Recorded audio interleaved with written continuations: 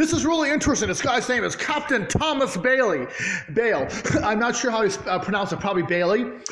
He was here, sent here in 1845 on the HMS Modest. He's a British officer. There's a reenactment picture. I'm not sure if that's what he looks like, but this is just a reenactment picture. Look at this. Captain Thomas Baillie entered the Royal Navy at the age of 16. Stationed aboard a series of flagships and gunships. His superiors promoted him to the rank of captain in 1845 at the age of 34. And the same month he arrived at Fort Vancouver with a contingent of Royal Marines. You know, at special events, Fort Vancouver volunteers bring Captain Baillie and the Royal Marines to life. And so his job was to keep the peace. There was friction between the Americas, over whether or not the Oregon Territory was going to go to, to the Americans or to the British. And he was here in 1845. And it says here there was actually Britain dispatched 6 naval warships vessels to the Pacific coast. And Baillie was here in Fort Vancouver, which is right by Portland, Oregon.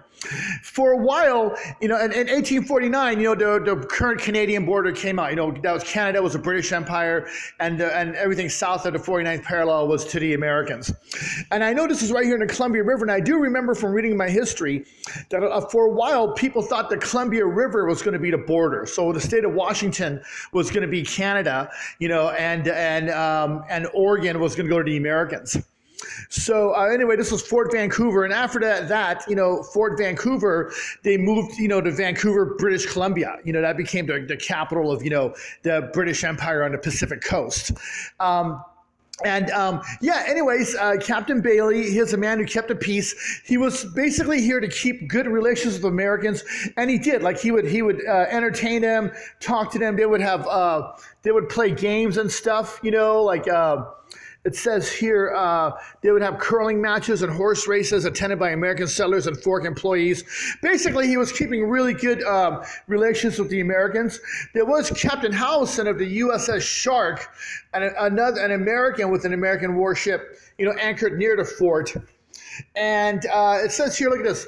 The English officers used every gentlemanly caution to reconcile our countrymen to their presence, but no really good feelings existed. Indeed, there could never be congeniality between persons so entirely dissimilar as an American frontierman and a British naval officer. And there's a ship right there. Anyways, everything here was pretty peaceful. The relations between the Americans and British were pretty much very peaceful, and the relations with all the Native Americans were pretty much very peaceful. Even during the War of 1812, there was very little conflict.